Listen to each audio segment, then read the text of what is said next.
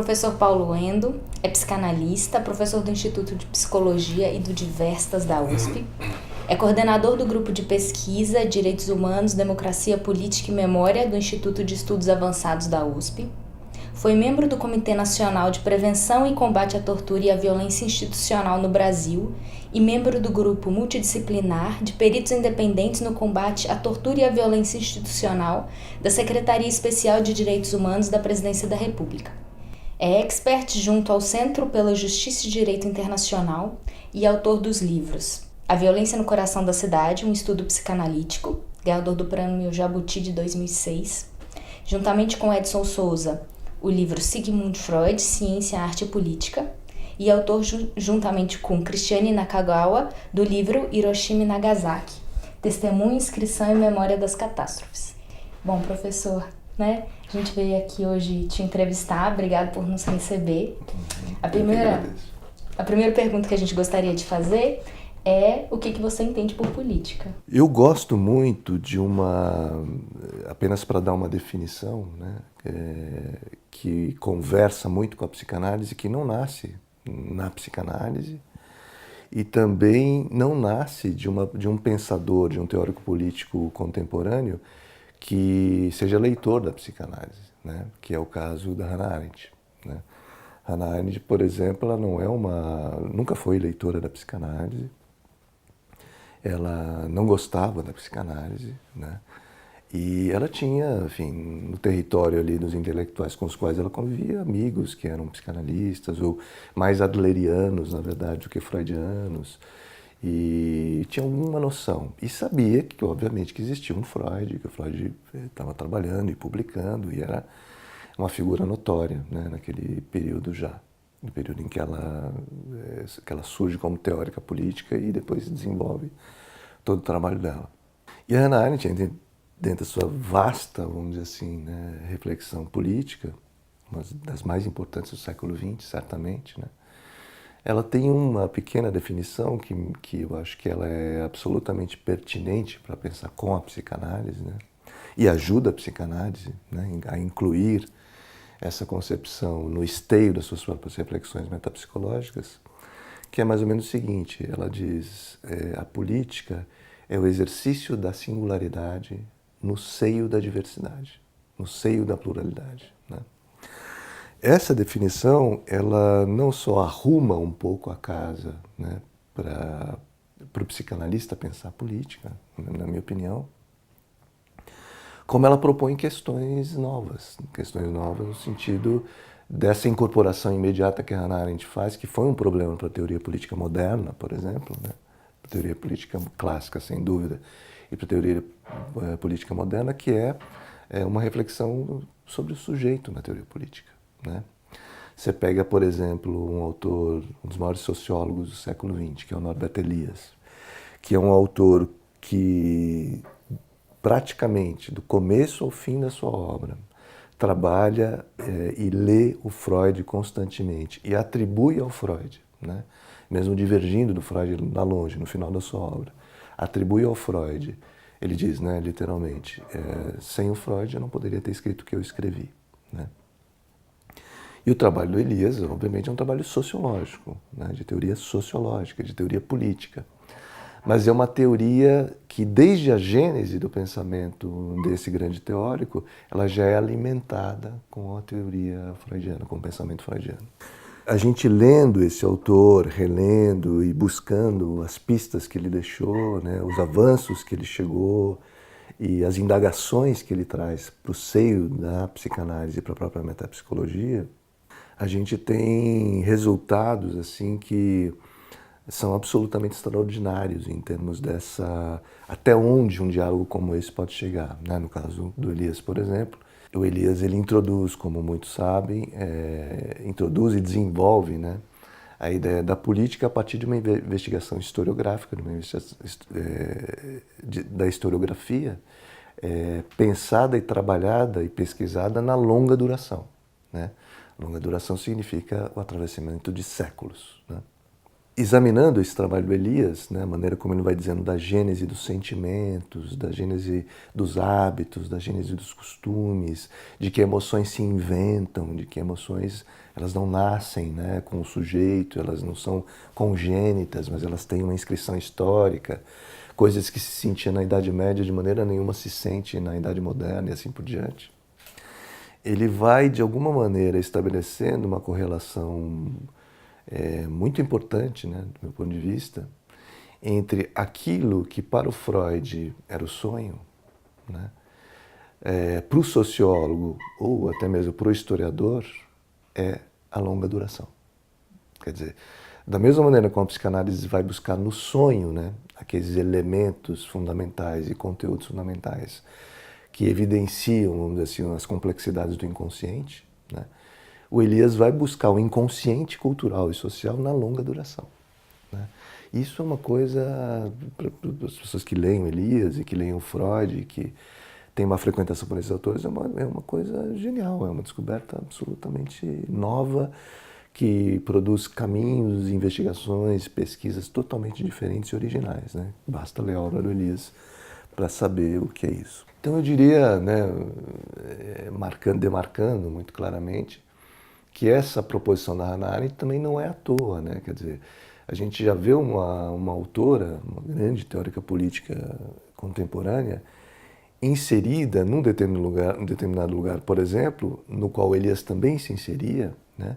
E que o Elias trazia como campo de batalha para ele, né?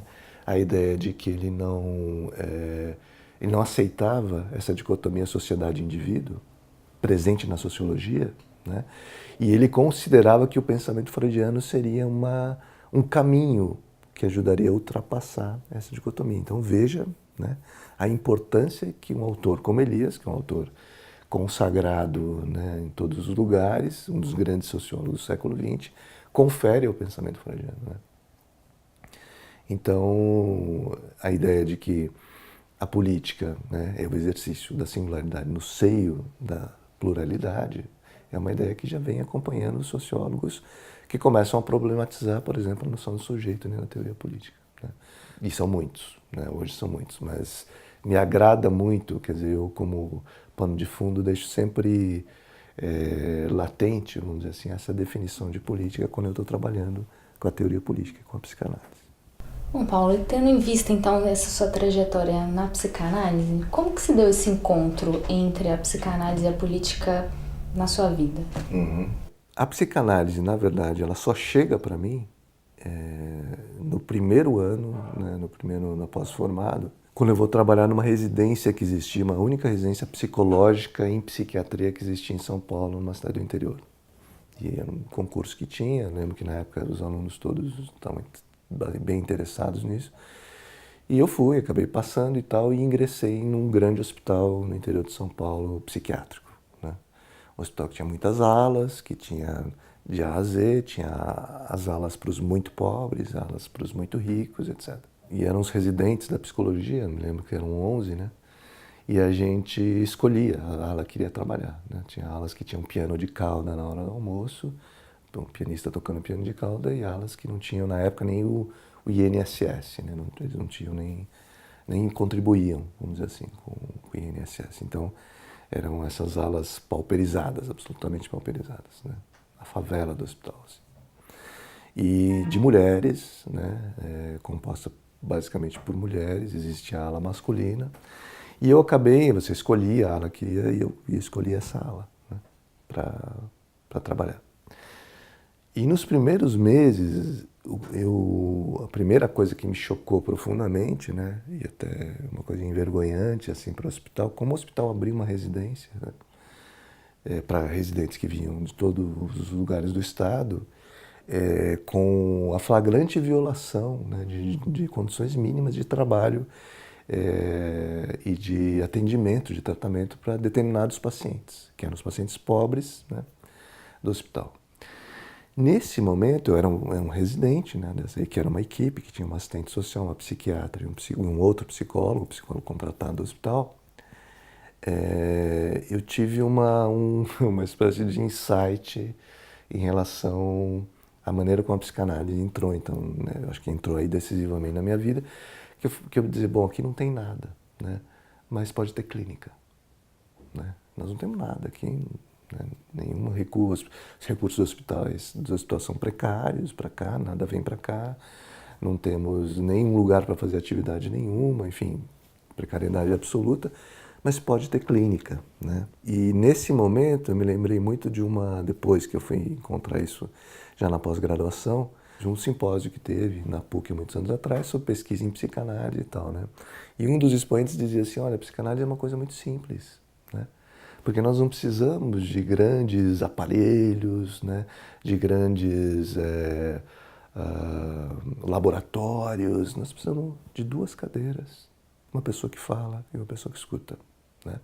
E depois isso retroativamente, a posteriori, fez muito sentido para mim, porque na verdade era isso que eu percebi ali, né? Mas eu precisava também, vamos dizer assim, de ter um instrumento potente clinicamente, né? E nesse momento, curiosamente, foi nesse momento, talvez o primeiro momento de trabalho, né, como psicólogo na época, que a psicanálise entra aí de uma maneira decisiva. Aí eu começo, de fato, um trabalho de estudos, envolvimento com a psicanálise e construindo esse projeto clínico para esse lugar, que não tinha, né? Havia um atendimento psiquiátrico uma vez por semana, os estagiários acompanhavam e aí eu fiz esse projeto inteiramente, escrevi, fiz, etc. E propus para o hospital um estagiário, né, chegando com 2 meses ali, psicólogo, ainda num contexto psiquiátrico, né. Eu propus para a equipe, na verdade. A equipe imediatamente achou muito legal, né. Eu falei, nós vamos precisar de 1 centavo para fazer isso, vamos precisar que a gente se divida de uma maneira inteligente e a gente faz esse trabalho. Que previa vários dispositivos de tratamento. Um dispositivo até que eu nunca mais reproduzi na minha vida e que eu constatei, foi até uma peça da minha dissertação de mestrado que funciona de uma maneira extraordinária como mecanismo e dispositivo, mas que eu nunca mais tive a oportunidade de repetir, que é o atendimento para psicoses, né, várias vezes ao dia, né? Que eu tinha um projeto ali, nós estamos aqui 8 horas por dia. Então nós podemos fazer atendimentos várias vezes por dia com determinados pacientes gravíssimos, né? Em geral pacientes cronificados, com muitas internações, etc. Então eu sugeri isso para alguns pacientes e a gente fez uma distribuição lá e desencadeamos esse processo, né? E a gente foi fazendo isso meio na surdina, fora do contexto hospitalar mais amplo. E os resultados foram sendo extraordinários, porque os pacientes foram recebendo alta, né? Então, eram pacientes que ficavam ali meses, né? Interesse do hospital também. E o hospital começa a perceber, então, alguma coisa esquisita num lugar totalmente desinvestido, né?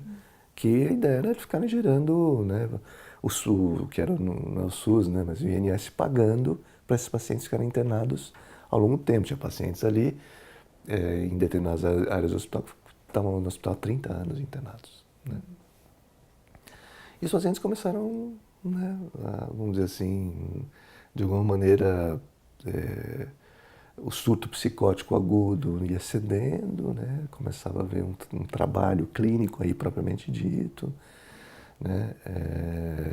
Aqueles dispositivos do hospital tradicionais e violentíssimos, né, que existiam naquele hospital, laboterapias, coisas, a gente foi tirando aquilo, substituindo por um trabalho clínico e tal.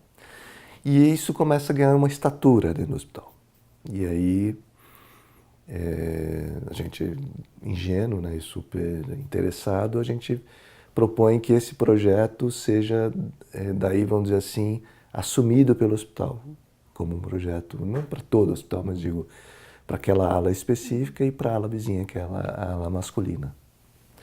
E a equipe toda topa, a psiquiatra fica todo mundo super empolgado, né, com esse projeto. E a gente leva isso totalmente, né, subsidiado pela psicanálise, pela teoria psicanalítica, por aquilo que eu estava meio, na verdade, recém-estudando, mas estudando muito, né, durante aquele período, e muito colado à clínica também. E a gente propõe, as pessoas ficam um pouco assim, tal, a coisa se enrola muito tempo, e a residência durava 1 ano, né? E no 10º mês tem uma reunião com a administração que recusa, obviamente, o projeto, né? Que tem o menor interesse no projeto. Isso numa reunião clínica com todos os psiquiatras do hospital, etc e tal, e há um conflito ali muito importante. E aí toda a nossa equipe é mandada embora. Né? No 10º mês, eu tinha mais 2 meses de trabalho, mas a psiquiatra, o psicólogo, assistente social, não, eram contratados. Né? Nossa. Então a equipe toda é mandada embora, né? E esse projeto é abortado. Então a primeira vez que a psicanálise entra na minha vida é como um dispositivo político, né? Né? Clínico, mas político. Né? Daí para diante, né? Quer dizer, a psicanálise se torna... Eu volto, né, para São Paulo, participo já de algumas iniciativas, né?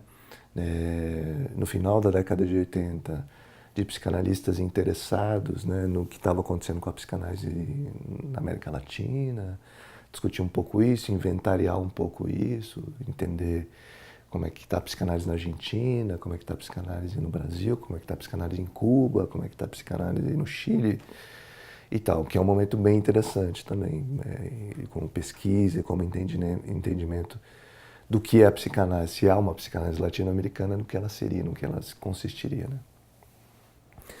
E já nesse momento, né, por efeito então, e logo após, alguns anos depois do fim da ditadura, né, a gente via mais nos argentinos, o envolvimento dos argentinos muito importante, né, com o período pós-ditadura na Argentina. Né. Inclusive todo aquele caso que começa então a aparecer, né, que é o caso da Helena Besserman Viana, e todo Não Conte a Ninguém, a publicação do Não Conte a Ninguém, a discussão do Não Conte a Ninguém em Paris, mas isso tem um nascedouro, né, da Helena quando a Mimi Langer, né, que era a psicanalista argentina, descobre de fato o envolvimento do Amilcar Lobo, por intermédio da Helena Besserman Viana, como médico de tortura e nas fileiras de formação da psicanálise do Rio de Janeiro, da Sociedade da Psicanálise do Rio de Janeiro. E aí isso ganha uma notoriedade e vira um paradigma que acompanhou a psicanálise brasileira até muito pouco tempo. Até hoje, claro, essa história é contada, ela tem um valor historiográfico importantíssimo, né? Mas ela também precisa ser superada, na minha opinião. Né? A gente não pode, a psicanálise não pode mais, na minha opinião, no Brasil, ficar contando as histórias, né, das suas eventuais implicações em contextos totalitários e ditatoriais e fazer a meia-culpa disso. Acho que isso tem que ser superado, a gente tem que avançar, na verdade. E acho que nós estamos avançando. Não sei se na velocidade que seria desejável ou possível, mas a gente está avançando muito nessa direção. E depois disso, se encerra essa experiência, né, com a psicanálise latino-americana e tal, e a gente tenta então montar um grupo, né, que é um grupo que tem o nascimento na PUC, no início da década de 90, sobre psicanálise e sociedade. E na década de 90 ainda, no início, como eu estava comentando com vocês, falar em psicanálise e sociedade era uma heresia ainda. Né? A gente estava ainda na primeira para a segunda geração de psicanalistas na universidade, fazendo essa passagem, né? Que a gente tem, na verdade, 2 gerações de psicanálise na universidade no Brasil. Né? Uma primeira, que começa na década de 80, né? Que alguns ainda estão aí até hoje, outros já estão aposentados, e uma nova geração, que é essa nossa, né? De professores que vêm na sucessão disso. E aí a gente trabalha muito tempo no Clube Psicanálise e Sociedade, né? Para poder, na criação desse núcleo na PUC, que eu participava, e depois, na época, Miriam e Raul Pacheco, que eram professores da PUC, e propor isso como um grupo do CNPq, né? Um dos grupos do diretório do CNPq e tal. E eu me lembro que a gente pesquisou isso e não havia nenhum grupo do CNPq psicanálise e sociedade, ou psicanálise e política, ou coisa que o valha. E hoje os diretórios do CNPq têm vários grupos de psicanálise e sociedade, ou o que quer que seja. Né? Então, acho que foi um momento um pouco pioneiro, de fato, né? Um momento que se assume, se admite, né? Que é um caminho interessante para a psicanálise, que é um caminho que pode ser pródigo, que há pessoas interessadas em fazer isso.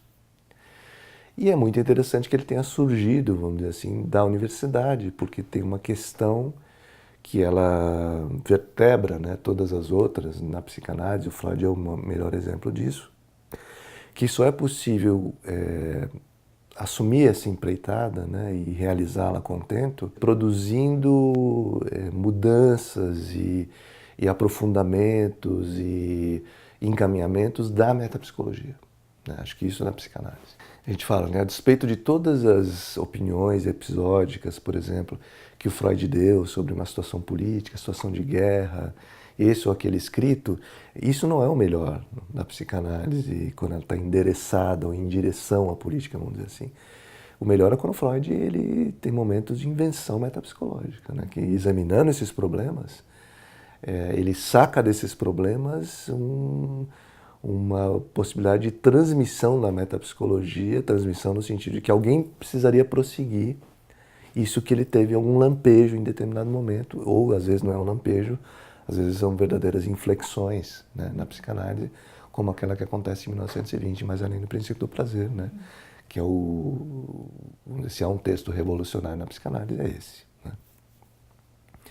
Então, acho que daí, aí a psicanálise, a partir dessa experiência, então que se compõe com o mestrado, que eu começo na USP, as coisas começam a serem produzidas sempre ao lado ou contiguamente à metapsicologia, sempre essa é a minha preocupação. Às vezes a gente consegue fazer isso bem, às vezes mal, enfim, mas sempre essa preocupação ela é importante, né?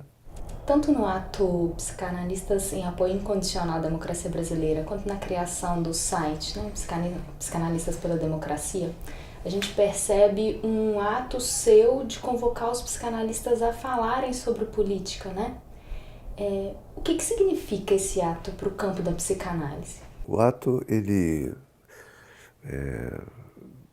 acontece no seio, né, no momento em que um golpe está em curso de uma maneira avassaladora assim, no Brasil. Claro, muitos de nós interpretávamos como um golpe, a gente que não interpreta, mas há uma grande parte da população brasileira que interpreta como um golpe, né? E havia pessoas, né, pesquisadores de psicanálise, professores de psicanálise, estudiosos de psicanálise, realmente preocupados com isso, né? E eu tinha, porque como no Brasil a gente tem uma certa tradição já, né, de estudos em psicanálise e, se quisermos, e problemas brasileiros, né, não só isso, como a gente tem uma certa tradição em psicanálise, oriunda basicamente da universidade, né, uma certa tradição da psicanálise e teoria política, né, psicanálise em alguns casos de sociedade, né, psicanálise e historiografia, enfim, a gente tem tínhamos, né, algumas pessoas, pesquisadores diretamente envolvidos com isso. Então eu achava que seria uma iniciativa desse ponto de vista dócil, que a gente seria o suficiente propô-la para que rapidamente a gente formasse um grupo, né, e a gente conseguisse fazer esse ato, né? Esse ato que é um ato interpretativo, né? Interpretativo à própria psicanálise, quer dizer, um ato que interpreta no sentido de, afinal, o que é a psicanálise, né? Afinal, o que é a psicanálise no Brasil, num país como o Brasil, enfim. São várias interpretações que adviriam desse ato, eu pensei, idealmente. E aí eu falei com alguns colegas, quer dizer, para ver quais aqueles que estariam, vamos dizer assim, em prontidão, porque estava acontecendo tudo muito rápido, né? A votação seria em abril, quer dizer, tinha uma coisa que a gente não teria tempo também de fazer grandes mobilizações e grandes organizações. Então teria que ser realmente uma coisa mais ou menos dócil. Então, alguns colegas, né, que eu conversei por e-mail e falei disso, etc e tal, imediatamente aceitaram estar junto nesse ato, né? Principalmente, né, o Rinaldo Voltolini, que imediatamente veio apoiando, o Christian Dunker, a Miriam Debier, o Edson Souza, né, que nem pôde vir, mas no mesmo dia, fez um evento em Porto Alegre, no mesmo dia, na APOA, né? A gente então falou, vamos conseguir, vamos fazer. A gente mobiliza o que a gente tem, né? Tem a USP, que é uma coisa pra gente fácil. Acho que alguns desses psicanalistas, pelo menos nesses 4 que eu falei, são ligados à USP, portanto a gente conseguiria fazer uma coisa rápida, ágil, né? Depois falei com o Zé Moura também, que é da psicologia social, e a gente foi fazendo, encaminhando, etc. Mas eu acho que teve um momento bastante importante, né, além dessas pessoas, que foi decisivo, né, para que o ato acontecesse, que é quando eu conversei com uma amiga, né, querida e tudo, que é a Janete Frottengarten, porque a Janete não é da USP, né, e a gente não queria que fosse um evento da USP, a gente queria que fosse um evento da psicanálise brasileira, se possível da psicanálise, né, fora do Brasil também, que é o que depois veio a acontecer. Mas a gente não queria uma coisa, que a gente queria que os psicanalistas brasileiros tivessem um ambiente para falar disso, né? Que se posicionar sobre isso, dizer o que pensam, né? O que os aflige, o que os angustia. Era isso. E aí, à medida que a coisa foi tomando um corpo, a Janete entra e ela entra trazendo uma instituição que tem uma história, né, fundamental com a questão da ditadura no Brasil, que é o SEDES. Então, o SEDES é uma história da qual ele nunca pode, para o bem e para o mal, né? Ele nunca pode ignorar, né? Ele tem que sempre lidar com isso como um efeito de transmissão, por um lado, né? E em alguns momentos mais, outros momentos menos, um momento de assunção desse lugar, desse papel, do qual ele é cobrado o tempo todo, né? E todos os departamentos ali e cursos são cobrados disso, por obra de uma coisa fundamental que foi a liderança, né, da Madre Cristina, num período negro da ditadura militar brasileira, muito obscuro, em que estava se gestando Dom Paulo Tavoca a iniciativa do Brasil Nunca Mais. E não se tinha um lugar para fazer isso. Dom Paulo fala com a Madre Cristina, Madre, que você faz aqui, né? Então ela cedeu uma salinha no SEDES, onde o Tortura Nunca Mais foi gestado, né? O trabalho eram levados os documentos, etc. E tal. Então o papel ali, né, do SEDES nessa posição de contragolpe, de resistência, né, nunca vai poder ser negada, né? E com isso, quer dizer, não há como no SEDES as pessoas não serem mais ou menos contaminadas por isso, né? Mas a Janete foi essa ponte. E a Janete, além de outras amigas queridas do SEDES, que também vieram, participaram, ajudaram no que puderam. Logo veio a Dodora também, ajudando. E Lili Quintão, a Maria Lúcia Meirelles Alencar, Juveni Pimenta, que também são pessoas que estiveram lá. E isso começaram a somar, né? A Verônica Mendes Melo e tal. E aí a coisa foi crescendo, a gente foi ficando feliz porque vai acontecer, então acho que agora vai acontecer. Então, independente qual a repercussão disso, onde isso vai chegar, vamos fazer, né? Vamos fazer e vamos nomear atos psicanalistas, né, por apoio incondicional, ou seja, aqueles que quiserem apoiar, né, a democracia brasileira, acreditam na democracia, acreditam que foi um golpe, etc. e tal, são convocados. Então, é um evento aberto, livre, democrático. E durante um tempo a gente abriu as falas das mesas para quem quisesse. A gente só fechou próximo do final da organização, porque aí a gente não tinha como compor, né? Ia ficar um ato muito longo, etc. E assim, eu lembro na semana, eu falando com os psicanalistas da USP, outros amigos, se queriam compor a mesa, e outros foram chegando depois, e foram compondo e tal. E só teve um momento muito perto do ato que a gente encerrou essas inscrições, e as pessoas que estavam ali também, né, eventualmente, poderiam participar, mas aí participando como presentes no ato, né? Bom, então a gente conseguiu fazer esse ato. Então esse ato eu acho que ele teve um papel importante porque foi talvez o primeiro ato no Brasil em que psicanalistas se reúnem, né, em nome da democracia, pela necessidade urgente de tomar tento, né, sobre isso que estava acontecendo. Depois disso, o André, né, que foi um grande apoiador, André Costa, ele montou um site, né, para que fosse historicizado. Houve isso, aconteceu isso no Brasil, né? E nós temos um registro que está no site. E passando então, né, depois de agosto, quando o Senado então ratifica o golpe e tudo mais, e a gente começa a pensar se não valeria a pena pensar numa plataforma livre, né, que os psicanalistas continuassem tendo esse espaço para se manifestar, para falar sobre, etc. e tal. E aí foi muito legal, porque houve uma condensação, né, de pessoas, que são as pessoas que hoje levam, tocam e trabalham pelo site, né? Com o Eduardo Regenberg, que o Edu encontrava nas manifestações, e o Edu imediatamente, fundamental, porque o Edu é quem entende, né, dessa questão toda de internet e tal. O André Costa, que já estava do Rio Grande do Sul, a Lisiane Lefa e a Adriana Marino, que é me orientando. Então a gente conseguiu formar um grupo, 5 pessoas, que a gente falou, vamos ver, vamos fazer isso, vamos ver o que acontece. Daí a gente formatou esse desenho, né, criando uma página e criando um site. Com o apoio dessas pessoas que hoje são imprescindíveis, são elas que tocam esse site e trabalham por ele voluntariamente, dá muito trabalho, é uma coisa que você tem que manter uma coisa no ar, né, o tempo todo, então é uma coisa bem trabalhosa. E graças a essas pessoas que eu falei, ele existe e acontece. A gente comenta entre nós, já comentei, né, que vai existir enquanto existir, certo? Enquanto a gente tiver fôlego para fazer isso, tiver tempo para fazer, tiver valer a pena, né?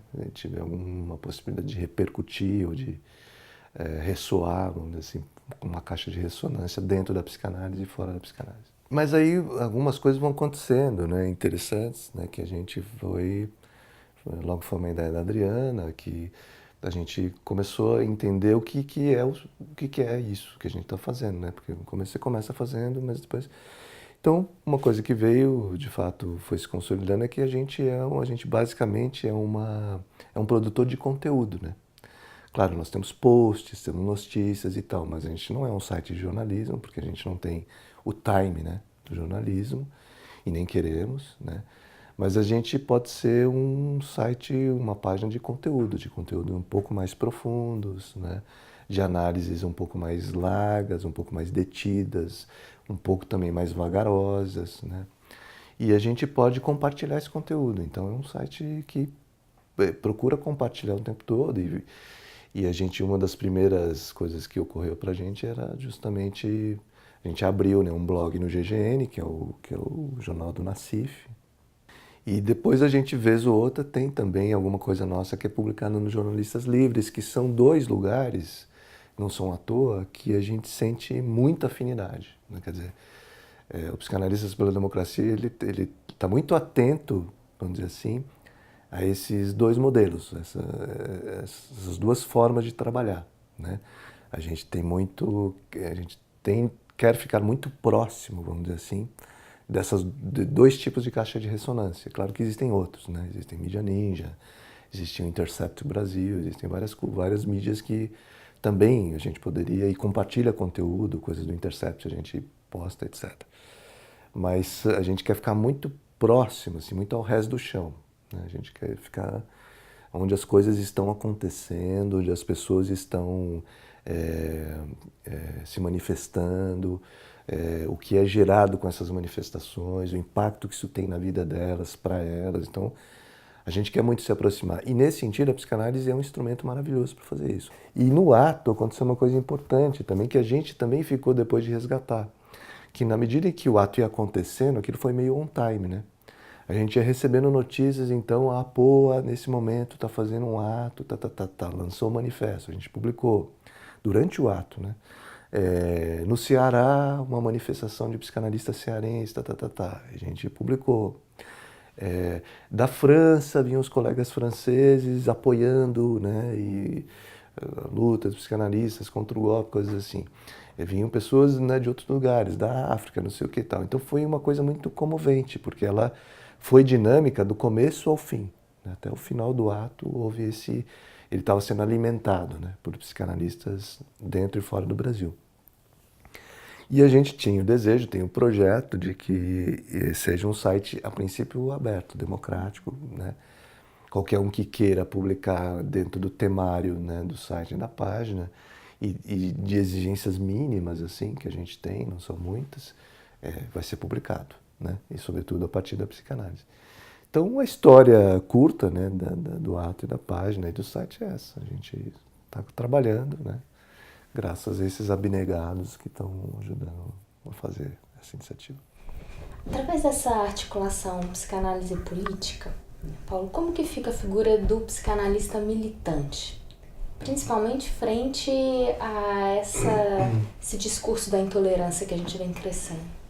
A psicanálise não precisa ser militante, no sentido de para se aproximar da política, né?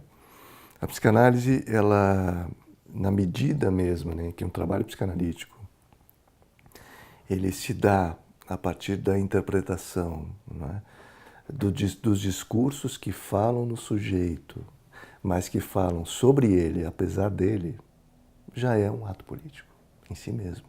Não é? Quer dizer, esse trabalho da análise, né, análise do analista, analisando a análise do divã, ele já é político em si mesmo, ele tem um potencial extraordinário, né, porque ele justamente ele busca interpretar todas as falas justapostas que falam sobre, em nome e pelo sujeito e que ele replica, né, no seu próprio discurso. Então, a interpretação disso já é uma coisa extraordinária, né? E nisso a psicanálise ela não tem par, né? O ambiente psicanalítico, a clínica psicanalítica, não há nada que se compare ao que a psicanálise conquistou, fez, apresentou e teorizou sobre isso. Então, se a gente quiser, nesse nível, a gente já resolveria uma parte desse problema, né? A psicanálise, a clínica psicanalítica, na minha opinião, ela é política, mas ela não é coletiva, né? Mas ela é profundamente política nesse sentido, né? Para finalizar, né, queria perguntar para você como que você vê a questão da política na história da psicanálise? É uma pergunta muito importante e difícil historicizar todos os pontos, né, em que isso aparece para a psicanálise e aparece para o Freud, mas eu destacaria alguns. Um desses momentos foi o momento da Primeira Guerra Mundial, né, que foi uma das guerras mais devastadoras que a gente conhece, né, milhões de pessoas assassinadas, mortas, etc., em conflito. E a gente sabe também que muitos dos principais discípulos do Freud, médicos, foram convocados para o front da guerra e foram, né, assim como o genro do Freud, 2 filhos do Freud, etc. Então, que a gente estava falando para vocês no início, né, o Freud nunca foi em direção à política, chega até o Freud de uma maneira, às vezes, avassaladora. E ele tenta responder a isso. E ele, para nossa felicidade, quando ele responde a isso, ele responde pela metapsicologia, né? Mas aí foi interessante, também é um caso parecido, porque aí o Ferenc e o Abraham e o Ardembril, né, que foram convocados, foram e atenderam, né, sobretudo acho que o Abraham e o Ardembril atenderam no front da guerra, neuróticos de guerra, etc. e tal. E quando voltaram, encontraram o Freud, voltaram muito empolgados com a possibilidade da psicanálise se colocar a serviço, né, dessa catástrofe, né? E voltaram tão empolgados que convenceram Freud, né, e publicaram o livro sobre o simpósio sobre as neuroses de guerra, né, que o Freud prefacia. Mas, além disso, ainda havia um expediente do Freud, desses psicanalistas, com o Ministério da Segurança do Império Austro-Húngaro, em 1918, quando acontece, então, o primeiro congresso de psicanálise, né, depois de iniciada a guerra, porque a guerra supostamente estaria nos seus estertores, estaria no seu final. E nesse simpósio havia já uma espécie de plano para que se abrissem no Império Austro-Húngaro várias clínicas de psicanálise para cuidar dos neuróticos de guerra que viriam aos montes, estavam voltando aos montes das guerras, mutilados, né, com graves traumas psíquicos, deprimidos e impossibilitados de várias maneiras, né? Acontece que em 1919 o Império Austro-Húngaro perde a guerra, o Império se desfaz, esse combinado se desfaz e isso nunca aconteceu. Então, mas esse é um ponto importante para mostrar, para a gente pensar pelo menos o seguinte: o que teria acontecido com a psicanálise, né? Se fossem abertas essas clínicas com Freud vivo, Ferenc vivo, Abraham vivo, né? Clínicas gratuitas, serviço público para a população que voltava de uma experiência de catástrofe. Eu acho que infletiria a psicanálise de uma maneira decisiva. né? E não atrasaria tanto a reflexão sobre psicanálise política, que só veio acontecer, na verdade, nos últimos 15, 20 anos, né? Então, esse é um primeiro momento que eu acho um momento decisivo, né? Uma outra coisa que, se a gente falar da história da psicanálise, o Fenikel, né? Ele teve um momento que ele quis reunir psicanalistas de esquerda, né? E, sobretudo, psicanalistas que liam Marx também na época. Ele tentou formar um grupo e tal, mas estava tudo muito difícil, o deslocamento na Europa nesse período. E, curiosamente, a gente falou sobre ele, o Norbert Elias se interessou por compor esse grupo. E, inclusive, trocaram correspondências. Mas o grupo não se configurou. E o Norbert Elias, portanto, não participou. Outra coisa que a gente pensa, o que seria, né? Se tivesse um grupo, então, já interdisciplinar, né, com um sociólogo do tamanho do Norbert Elias, estudioso da psicanálise, com psicanalistas que na época liam Marx também, que eram psicanalistas que a gente pode dizer mais à esquerda, né, dentro dessa terminologia, o que teria acontecido se isso progredisse, se essas pessoas produzissem, né? Também seria uma outra inflexão importantíssima e tal. E depois a gente vê na própria trajetória do Freud, né, esses momentos em que isso vai se adensando de uma maneira definitiva, né? Quer dizer, para quem lê minimamente, para quem leu minimamente, né, pelo menos desde Totem, né, até Moisés, né, que é o último grande texto do Freud, o texto original do Freud, você pode fazer uma linha, vamos dizer assim, de continuidade da persistência do Freud nessa reflexão.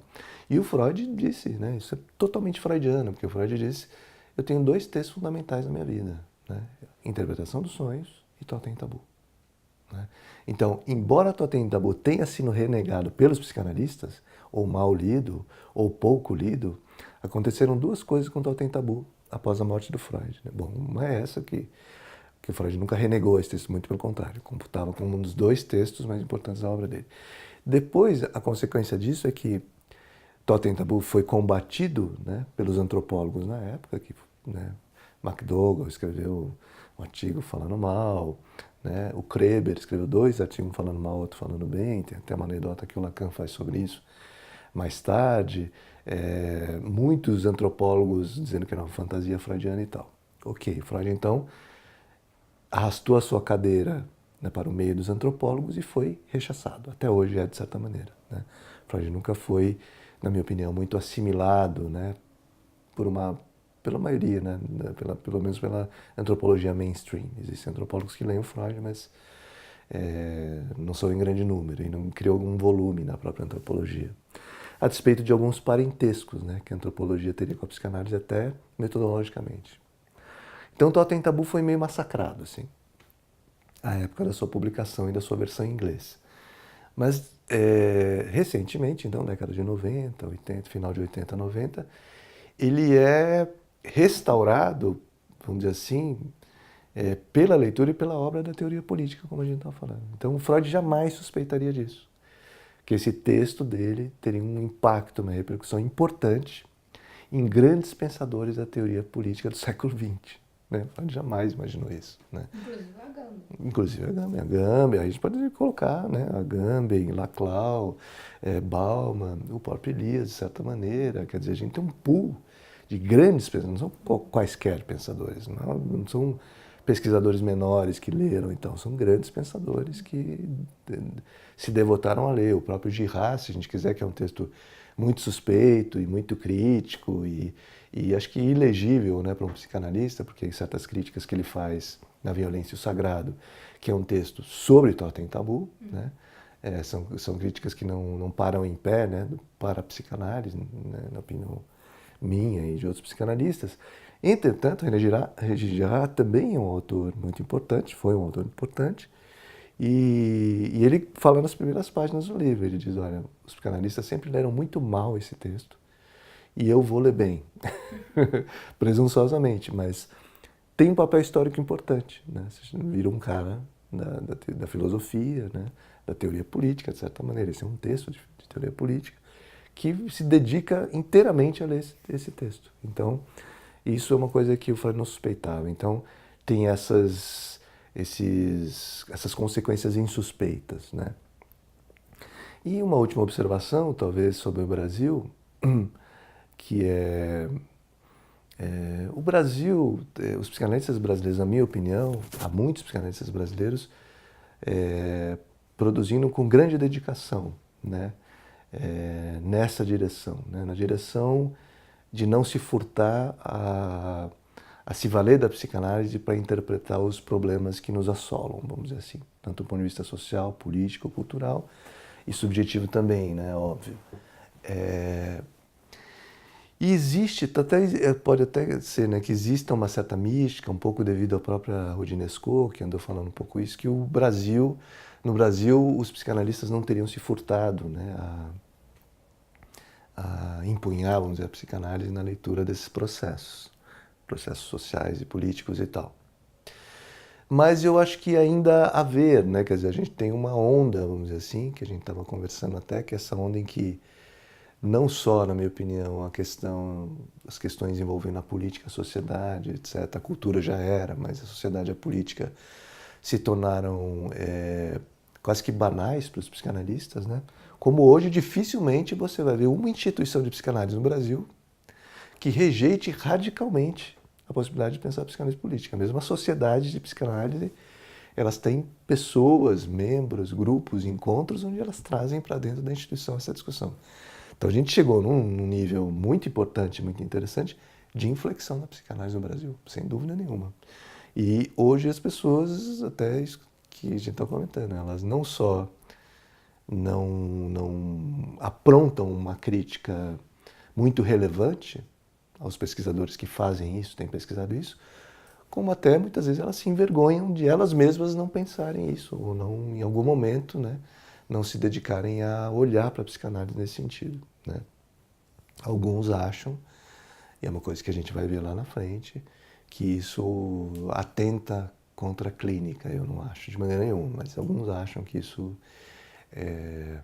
atentaria, vamos dizer assim, contra um pensamento, a renovação de um pensamento clínico, né, em função de um outro campo que se abre, de certa forma. Mas isso é uma coisa que a gente vai ver, não sei dizer, precisa ser avaliado. Hoje eu não vejo assim, eu discordaria disso, mas vamos ver, né, o futuro dirá.